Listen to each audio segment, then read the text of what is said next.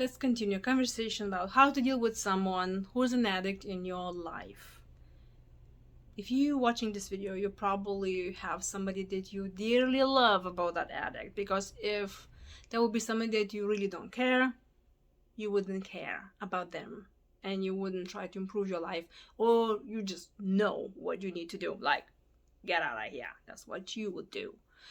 It's very difficult to deal with those people that you love, like parents or your partner or your kids, or all those people who are really you deeply emotionally connected to them. So as I said before, you need to remember, when the person is intoxicated or in the addiction thing, they're a very different person than when they're not.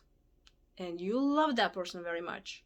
But you need to remember that the person who's while they, drinking or shopping or whatever they're doing, that's a different kind of person, and you need to treat them very differently. And how is that you stop that addiction? That's the majority of questions. Like, how can I help my mother to stop drinking? How to get my spouse from a, sex addiction? You need to remember, they're not doing this on purpose.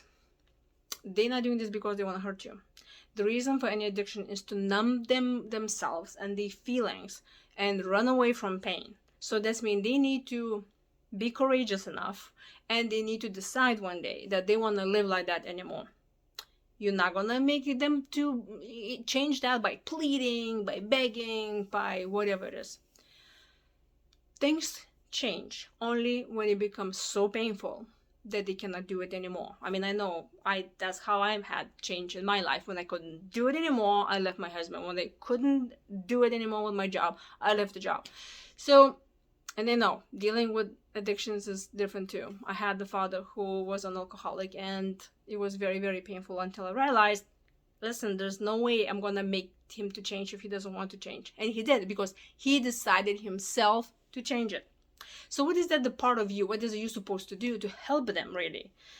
Boundaries. You really need to know what it is that you want. So first of all, I'm asking you to take a piece of paper and write it down, because really this is the time for you to narrow down what do you feel like, what will be the best scenario, like what is it you will feel like, what would be wonderful to have it. And I'm sure you will know, I don't want my mother to do drugs anymore.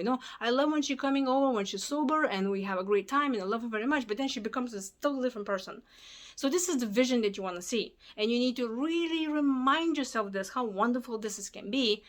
So the next time when she goes around your house all drugged up, you need to put boundaries and say, I don't want you here. You're not going to be here until you're not going to sober up, or you're not going to come and see your grandkids when you had influence, or whatever your reason you can find. But you have to really, really be on top of those boundaries. You cannot let that go, because if you're going to say, yeah, you know what, yeah, that's okay, there's no trust. They're not going to trust you anymore. They're not going to respect you anymore. Like some boundaries are always very good, like a lot of boundaries are good in any life, with your coworkers or friends or whatever, even with yourself. But when you're dealing with an addict, you have to be like super duper strong. And it will hurt, because you're thinking, I'm hurting them. I want them to get better.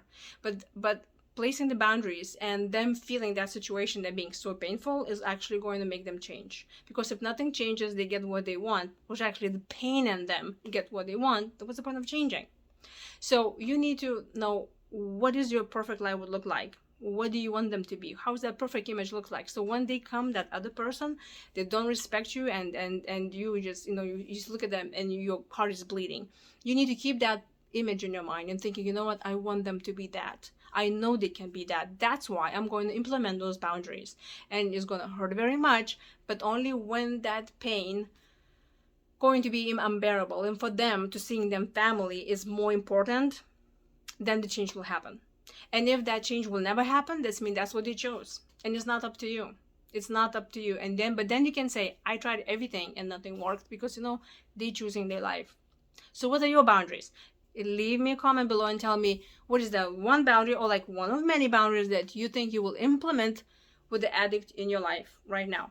And if you need help one-on-one, please go to the description, and you're welcome to schedule one-on-one consultation. I also help with childhood trauma, and I have lots of healing modalities that we can talk and heal and all of that. So